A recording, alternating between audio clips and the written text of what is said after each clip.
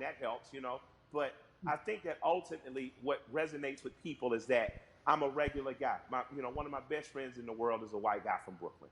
So I think that people understand that I have the ability not to look past your race or ethnicity, not to look past who you are culturally, but to look at it and love it and learn from it without wanting to co-opt it or be it. What you're talking about, in a very succinct and robust way, is really allyship, and that's been a Absolutely. word that, yeah, you have a lot of. It sounds like you have a lot of really great allies that are in your life.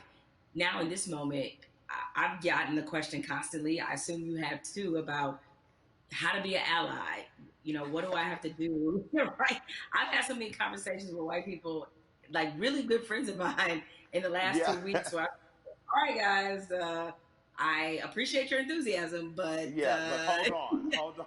hold on a second, just relax. Absolutely. But I, with that, nevertheless, that being said, is that, what would you say to somebody who wants to not only be an ally but be a good ally?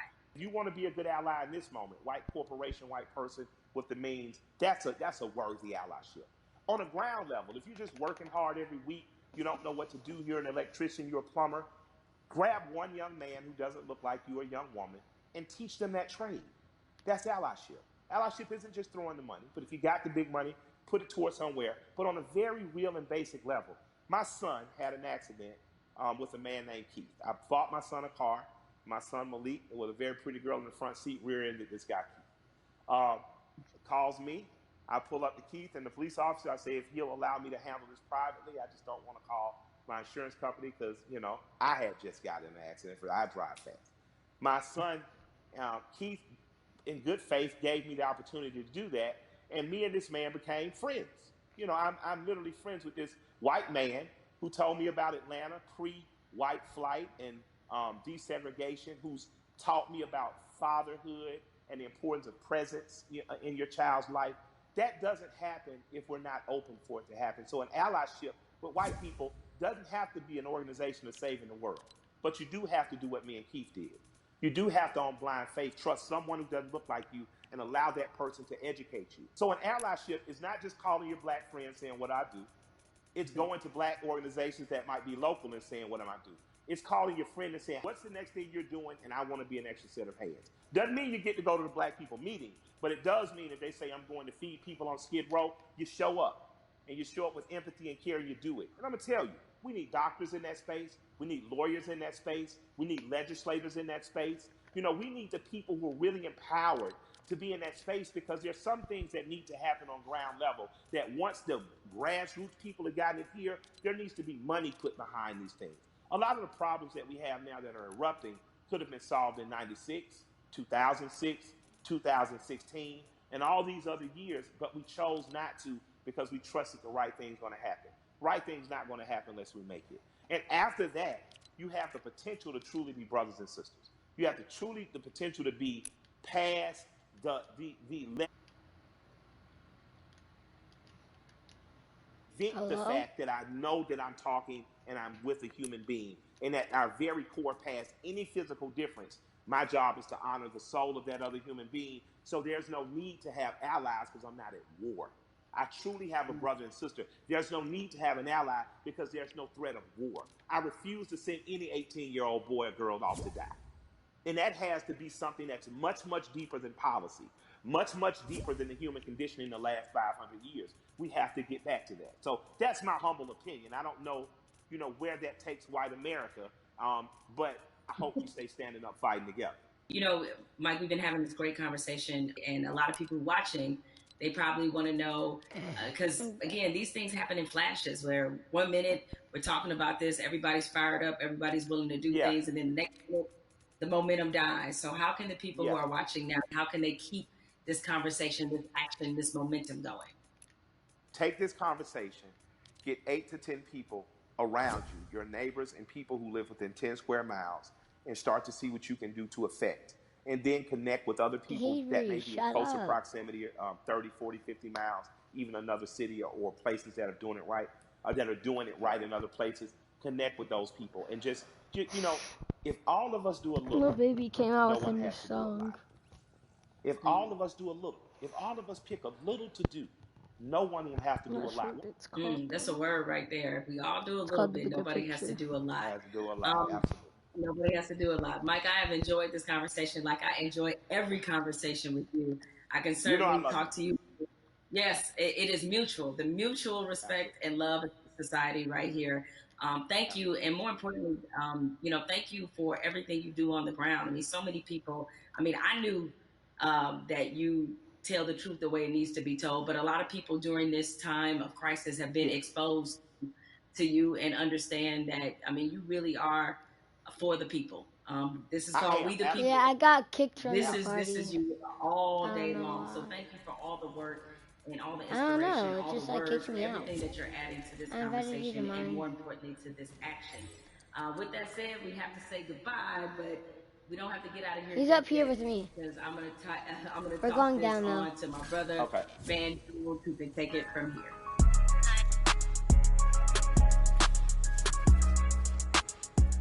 Jamel and I, we spent the past hour, we've been talking to Killer Mike, we've been talking to Elaine Welteroth. We also got a chance to see that amazing. Jamel, what did you get from your conversation with Killer Mike and more in this moment that we're in?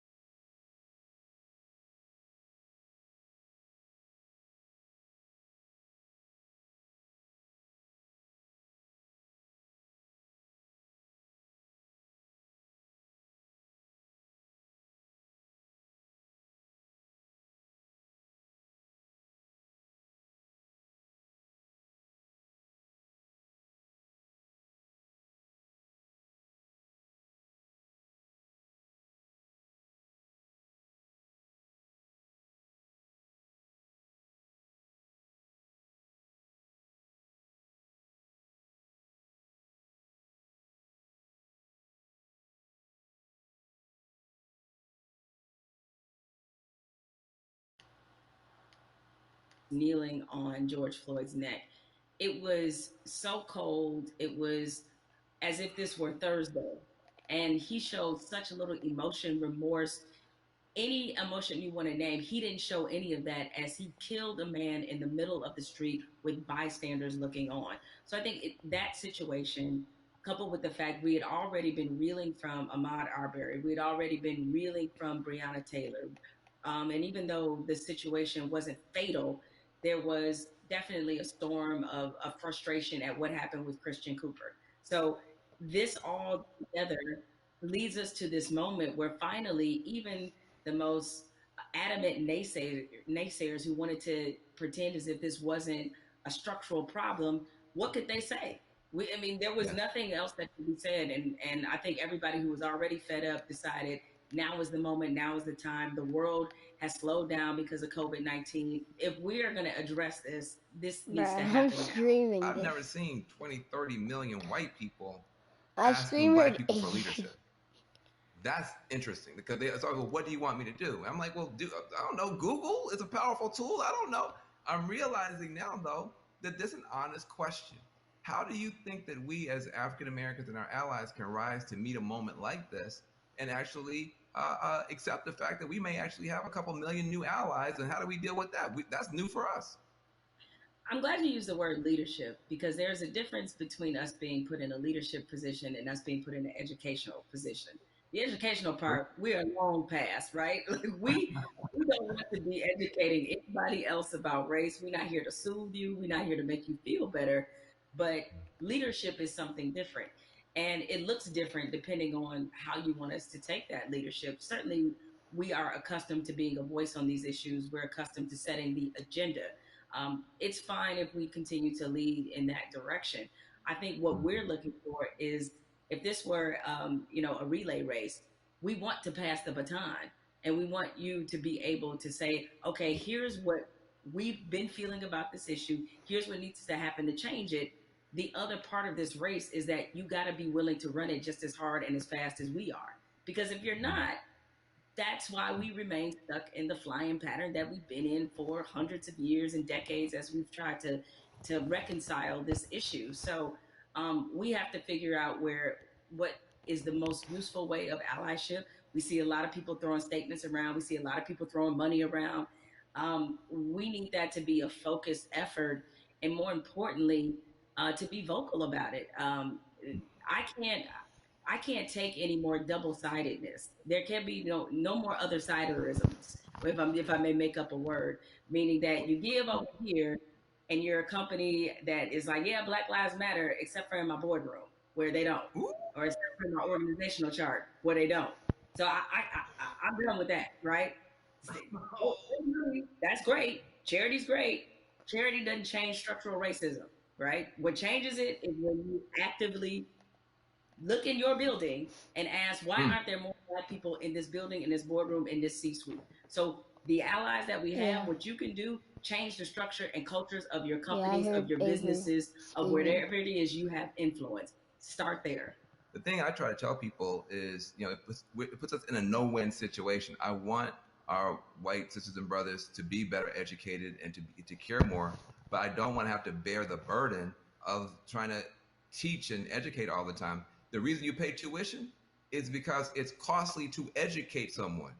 You coming up to me and saying, educate me, that's costly to me emotionally and from a time point of view. Also, I think we have to be very honest. Nobody would go up to somebody and say, teach me Russian in 5 minutes. And by the way, make me feel good about it. But I mean, you wait, hold on a second. Like, you want me to teach you about racism, which is the history of race in America is just as complicated as Russian. And you want me to teach you that in 5 minutes. And also, if I make you feel bad about it in any way, now I got to be your therapist too. And like you said, soothe you or whatever. That's got to stop. I would love for somebody to come to me and say, I made my whole family watch the 13th and read The New Jim Crow and read White Fragility. And we had a question on page 52. Now, hey, we can have that conversation all day long because you're doing your homework, but don't flop on me like you never heard of Google. If you wanted to know about cryptocurrencies or whatever, you find that stuff out before any Black person ever heard of it. So I'm sure you can educate yourself about anything you want to know. I have to say something to you because I've never gotten a chance to talk to you. I feel like I know you because I'm such a big, mad, crazy Stan and fan. But I love you to death. I just am so proud of you. I'm saying proud of you almost as Patrick. I am so proud that you exist. Where do you find the strength to continue to do what you're doing and say what you're saying, even in the face of opposition, to the point where now the whole world has to listen to you? Where did you find the strength when they weren't listening? I guess maybe this is just part of the Black woman's condition, is that we don't know any other way. And most of us, I come from a line of Black women who were just like this. My mother's like this. My grandmother was like this, where it's the old phrase we've all used as Black people, making a way out of no way. And scream until they hear you. You know what I'm saying? Is that because the opposite, to do the opposite of that is what? Is that I can't even afford to do that. I don't know any other mode but to fight for what's right, but to try to stand on the right side of history, but to speak for people who don't have a voice or a platform as large as mine, because somebody did it for me. What advice do you have for people who want to have these conversations, maybe not as well spoken, not as well read as you might be, but who really are sincere and want to have a conversation? I think you have to start from a point of honesty and being real about what some of your beliefs, prejudice, biases are, where they come from, why you learned them. I think if you take anything else beyond race, as we get older, we do a whole lot of unlearning.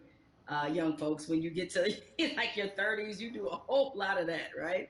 But my advice is to always start from the point of truth and honesty and self-awareness.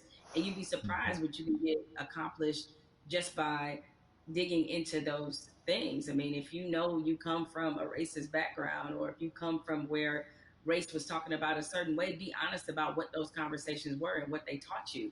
And ask yourself, is this the kind of person that you really want to be? Yeah, I feel like there's a 21st century mindset and a 21st century skill set that, everybody's going to need a mindset of empathy. I mean, we're going to be dealing with people, every color, flavor, every kind of human being ever born. We all have to deal with each other now. because of the internet, because of just the world economy. You're going to be competing against people in China and Nigeria. That's just the world. So you have to have a mindset of empathy to really try to understand where people are coming from. You have to have a skill set of listening. If you understand this conversation, you can talk to black folk and brown folk and Muslims, everybody else. So we're trying to confer a benefit to you. We're trying to make you better. It'll make my life better, but it'll make your life better too. Now, what charity are you supporting? Well, as some people can maybe see my T-shirt. It says "Support Black Journalists." Right. The lack of still Black journalists in most newsrooms is pretty appalling. What changed my life and what got me really on the right path in this business was being a member of the National Association of Black Journalists. NABJ is the largest minority journalism organization in the country.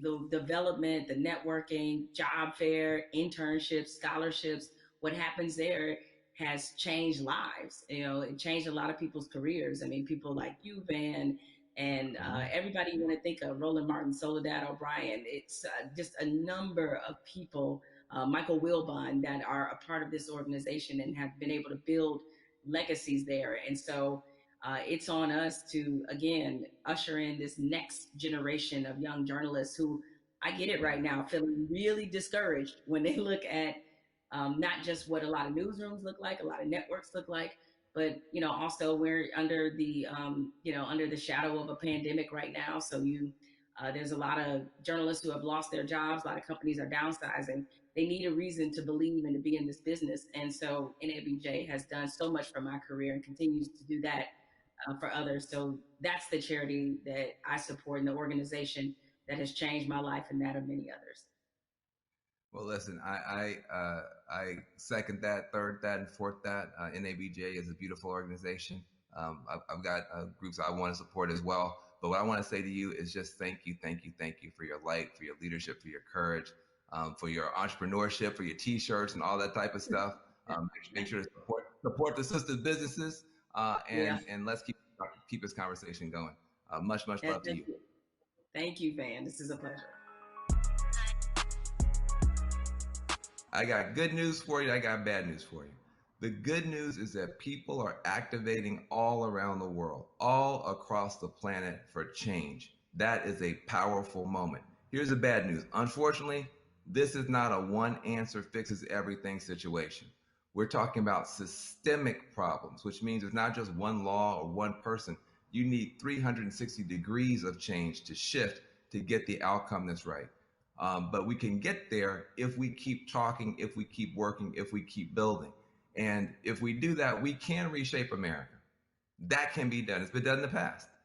We can move the whole world in a better direction. So I hope that your cell phone right now is full of screenshots of these tools that we've been trying to give you to continue taking action from this virtual town hall. When the stream ends, the conversation should not end. We got to keep pushing. We got to keep going.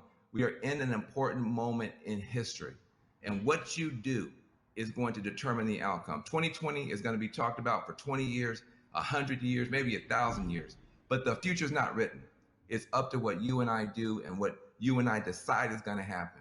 So I want to give a special thanks to the powerful voices that we've had: Elaine Welteroth, Killer Mike, Jamel Hill. Make sure you visit 50percentpledge.org to learn more about the power of money. Also visit my organization, reformalliance.com. We're trying to make a change. Let's be about it, not just talk about it. I'm Van Jones.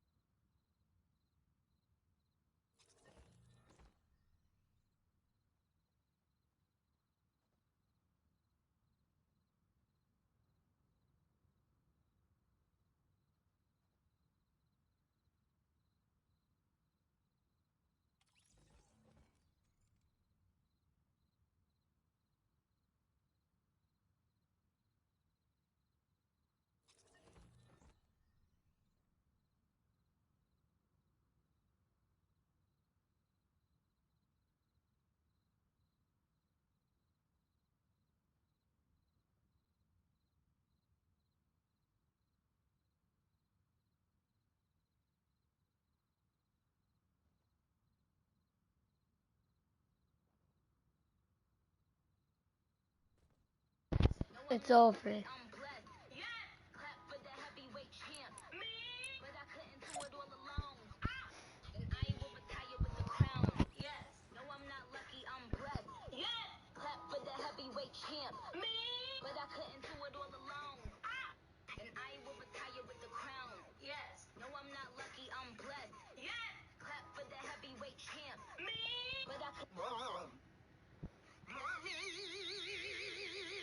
What the hell you want? Look what I can do.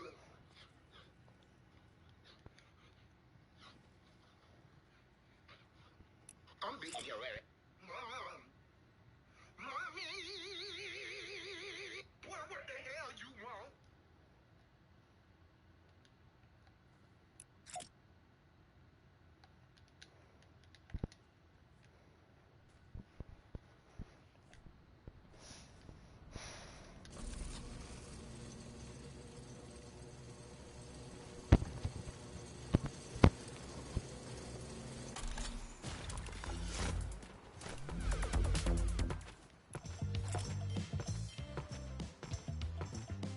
Yeah, I know.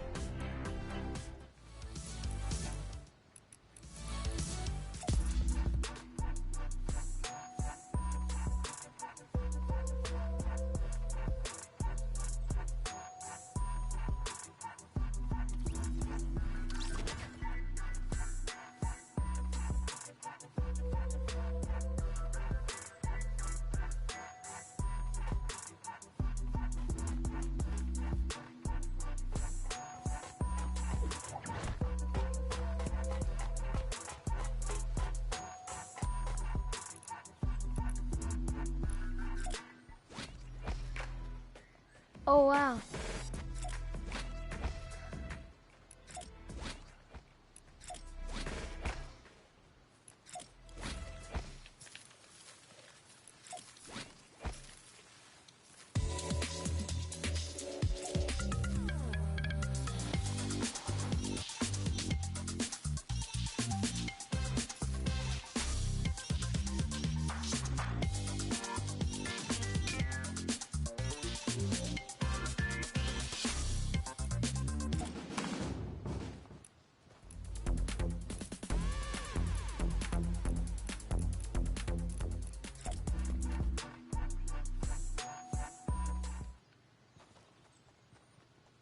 I don't know why he won't accept my friend request.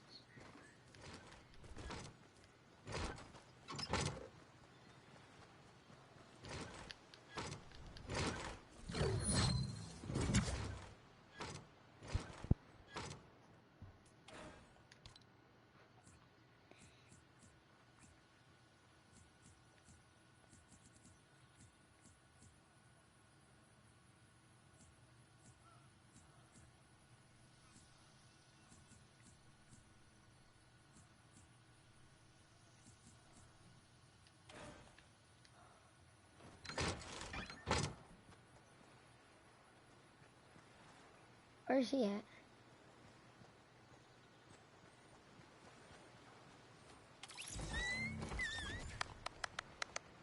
Is this him? No. Oh. I added him. I also messaged him on PlayStation. I asked him if he wanted to be friends with us.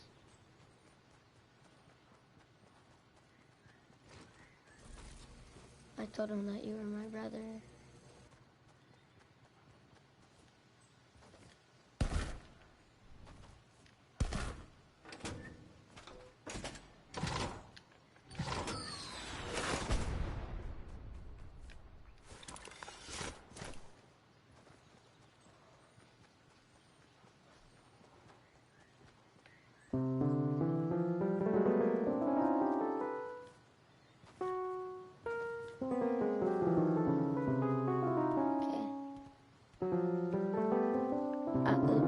default.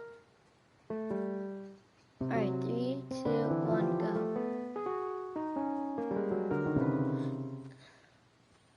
Alright. Alright.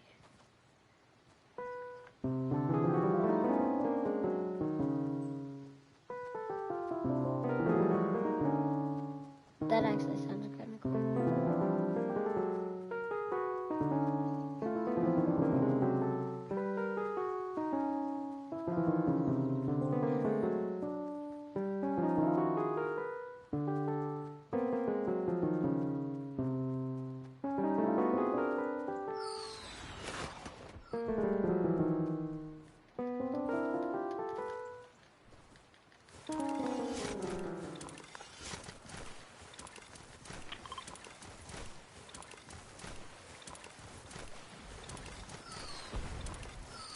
Imagine this was in the actual game, like, and we could just go speeding, bro.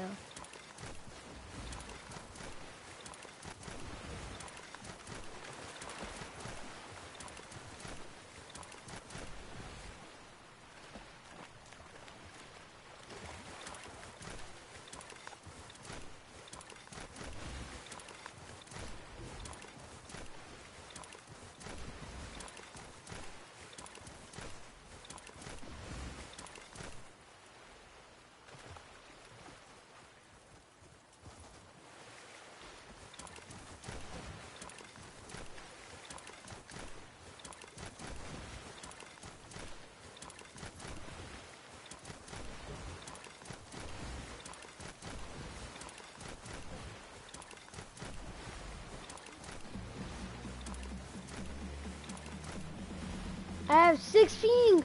This is the lowest ping I've ever had. 5 ping, 3 ping.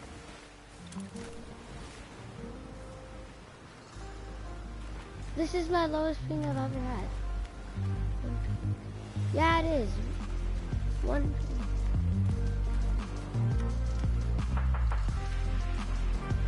I had 1 ping. I wish I always had 1 ping. What?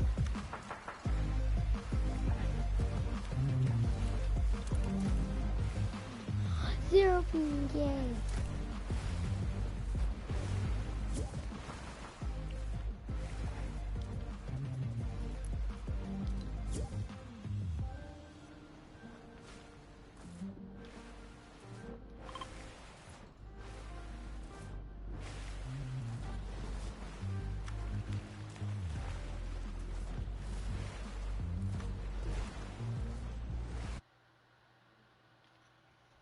I thought I'd never have 0 ping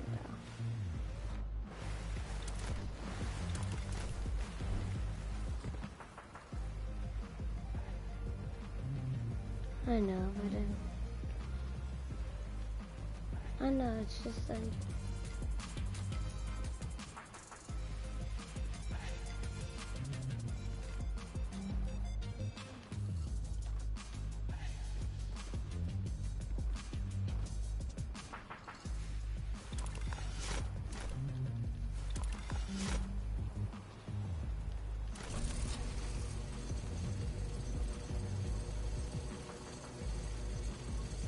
Let me get on my PC real quick. I'm gonna turn it on.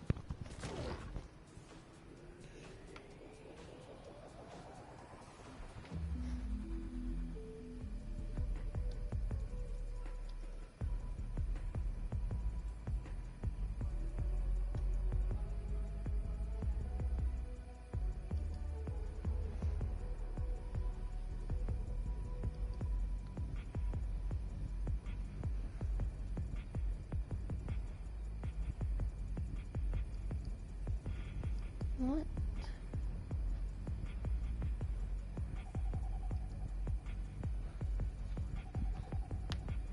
I have to sign into PlayStation. My ID on PlayStation. Sign in ID, email address. Oh.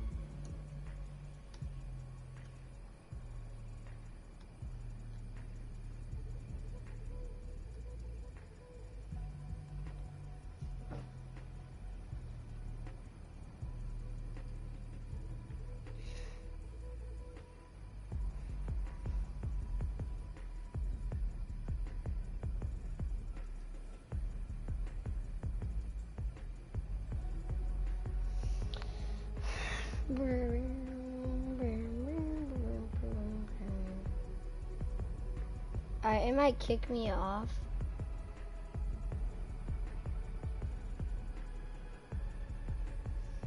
How do I get on again?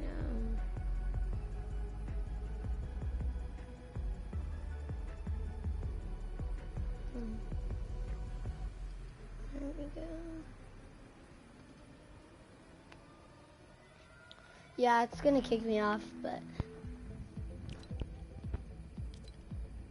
I'm having trouble finding this night. Never mind.